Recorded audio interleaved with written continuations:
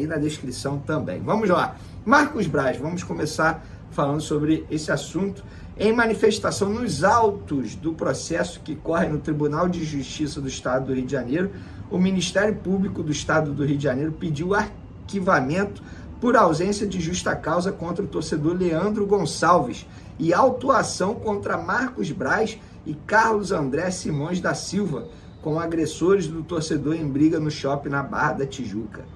Pois é, o Ministério Público não vai aliviar para o Marcos Braz e nem para o seu amigo, o Carlos André Simões da Silva, que estava com ele lá no Barra Shopping, que estava com o Marcos Braz no Barra Shopping e também agrediu o torcedor Leandro Gonçalves. Então, obviamente, isso aconteceu após uma análise das imagens de segurança lá do shopping, e nessas imagens eles puderam ver que o Marcos Braz simplesmente corre atrás do torcedor, mas é aquilo também, o Marcos Braz não vai se manifestar, disse que o advogado está à frente disso. É um caso que a justiça está correndo atrás para poder resolver e, pelo visto, a vida não ficará fácil para Marcos Braz, que além de ser dirigente do Flamengo, ele também é vereador do município do Rio de Janeiro. E por falar em Marcos Braz, o Marcos Braz, pelo que eu soube, entrou em contato com Anderson Barros, diretor do Palmeiras, para saber, vem cá, vocês querem mesmo o Bruno Henrique, para sondar se de fato tem essas propostas todas, e olha, o Palmeiras confirmou, é isso, é um bom jogador, a gente tem interesse sim, e faz parte, é um negócio, como todo bom jogador, tem vários outros clubes interessados nesse atleta, e não é diferente com o Bruno Henrique. Mas é aquilo, o Flamengo não vai perder Bruno Henrique, já falei no SBT Sport Rio hoje e volto a repetir aqui no canal Veni Casagrande. O Bruno Henrique vai renovar com o Flamengo, eles ainda vão chegar num acordo, mas o Flamengo não vai perder Bruno Henrique. A renovação vai sair mais cara por conta do momento do Bruno Henrique, por conta do interesse de outros clubes, não só do Palmeiras, mas a diretoria do Flamengo não vai perder Bruno Henrique. Por quê? Argumentos. Rodolfo Landim, presidente do Flamengo, já disse aos seus aliados que não quer ficar conhecido como o presidente que perdeu um dos maiores ídolos da história do Flamengo para o Palmeiras, que hoje é o maior rival do Flamengo no futebol brasileiro.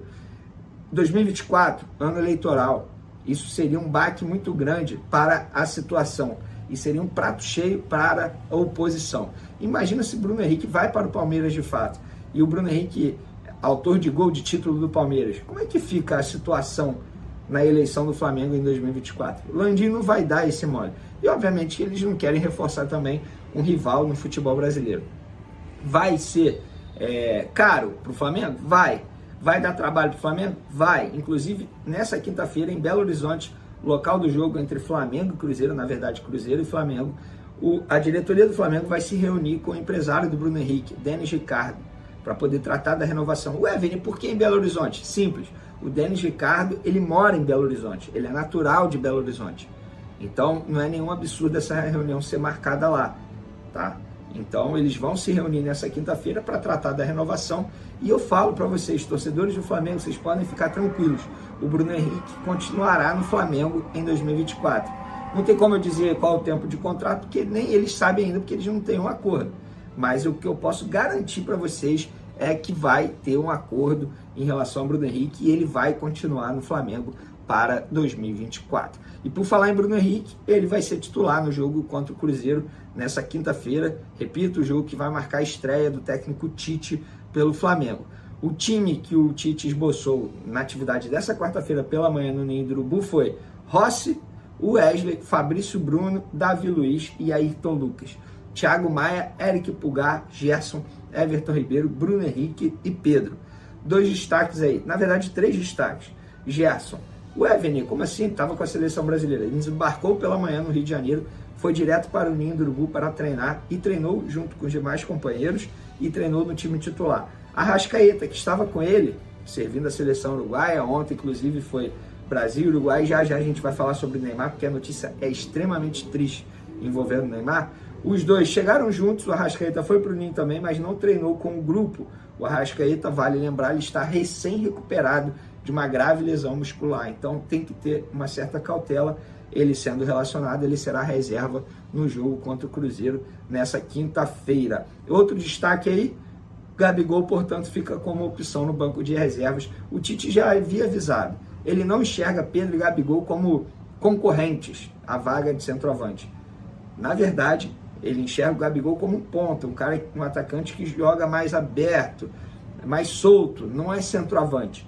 Então o Gabigol ele vai brigar por vaga no time com o Bruno Henrique. Péssima notícia para o Gabigol, porque o Bruno Henrique a gente sabe que está voando aí desde o retorno dele da grave lesão no joelho. Então o Gabigol fica como opção, o ataque sendo formado por Bruno Henrique e Pedro. E galera, por falar em Neymar, é o seguinte, galera, péssima notícia envolvendo o Neymar. Vamos lá, eu vou ler exatamente aqui o que disse a nota da CBF. O atacante Neymar Júnior, da seleção brasileira do Al Hilal da Arábia Saudita, passou por exames clínicos e de imagem nesta quarta-feira que confirmaram a ruptura do ligamento cruzado anterior e do menisco do joelho esquerdo. Na noite desta terça-feira, Neymar sofreu uma entorse no joelho durante o jogo da seleção brasileira contra o Uruguai em Montevidéu pelas eliminatórias da Copa do Mundo. O atacante passará por procedimento cirúrgico em data ainda a ser definida para a correção das lesões. O departamento médico da seleção brasileira, sob a supervisão do Rodrigo Lasmar e do Al Hilal, estão em contato permanente e aliados na recuperação do atleta. Bom, péssima notícia. Muita gente diz aí que o Neymar não volta a jogar menos de 8 meses. É um jogador que já está com 31 anos, em declínio na carreira, e quando eu falo declínio não é na parte técnica, é na parte física. Fica a dúvida de como será o retorno do Neymar aos campos. Assim como teve a dúvida com o Bruno Henrique, pode ter a dúvida com o Neymar. É um jogador que não é atleta, a verdade é essa, e ele vai precisar ser muito atleta nessa recuperação dele, porque, sem sombra de dúvidas, é a lesão mais grave que ele já sofreu na carreira dele. Eu estava vendo aí a ESPN, já foram 30 lesões entre musculares, problemas de entorse, enfim.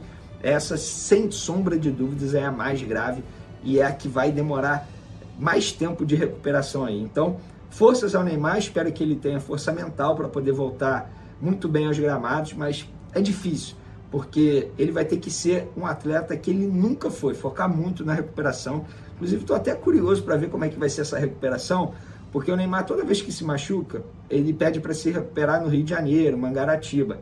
Será que o Al Hilal, que paga milhões ao Neymar, vai aceitar ele ficar aqui no Brasil recebendo milhões?